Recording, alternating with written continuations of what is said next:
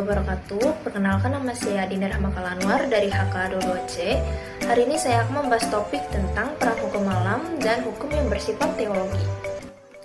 Hukum alam. Hukum alam adalah sebuah teori dalam filsafat dan etika yang menyatakan bahwa manusia memiliki nilai-nilai intrinsik yang mengatur perilaku dan tindakan mereka. Nilai-nilai ini dianggap melekat pada manusia dan bukan diciptakan oleh masyarakat atau hukum positif. Hukum alam adalah prinsip-prinsip moral dan etika yang dianggap universal dan tidak tergantung pada hukum positif yang ditetapkan oleh manusia. Perannya yaitu yang pertama, dasar moral dan etika. Sebagai panduan moral yang universal yang dianggap berlaku untuk semua manusia tanpa memandang latar belakang budaya atau agama. Prinsip-prinsip hukum alam seringkali mencakup keadilan, kebaikan, dan hak asasi manusia. Yang kedua, sumber inspirasi untuk hukum positif.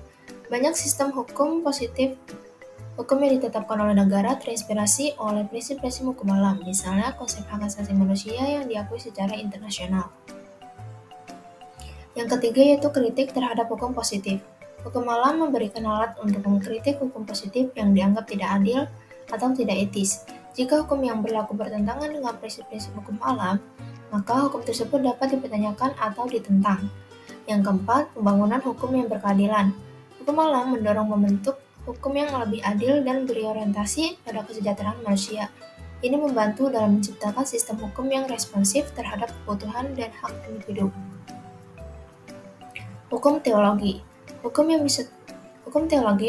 bersifat teologi adalah hukum yang didasarkan pada norma-norma agama dan memiliki dasar ilahi atau ketuhanan. Hukum yang bersifat teologi merujuk pada norma-norma dan aturan-aturan yang ditetapkan berdasarkan ajaran agama atau keyakinan spiritual. Peran legitimasi moral memberikan legitimasi moral bagi norma-norma yang ditetapkan oleh agama. Hukum ini sering kali dianggap sebagai perintah dari Tuhan dan memiliki kekuatan yang lebih tinggi dibandingkan dengan hukum positif. Yang kedua, panduan etika bagi umat beragama, memberikan pedoman bagi perilaku individu dan masyarakat dalam konteks keagamaan. Ini mencakup aturan-aturan yang mengatur hubungan antar manusia serta hubungan manusia dengan Tuhan. Pengaruh dalam pembentukan hukum positif. Negara-negara yang menganut sistem hukum berbasis agama, contohnya hukum syariah dalam Islam yang mengatur berbagai aspek kehidupan umat muslim. Penyelesaian konflik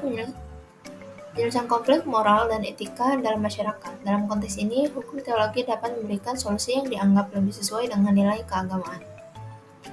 Kesimpulan, kedua jenis hukum ini berinteraksi dan saling mempengaruhi. Hukum alam dapat memberikan dasar bagi hukum teologi, sementara hukum teologi dapat memperkuat prinsip-prinsip hukum alam dalam konteks keagamaan. Secara keseluruhan, baik hukum alam maupun hukum teologi memiliki peran yang signifikan dalam membentuk norma-norma hukum dan etika dalam masyarakat serta dalam membimbing perilaku individu dan kelompok.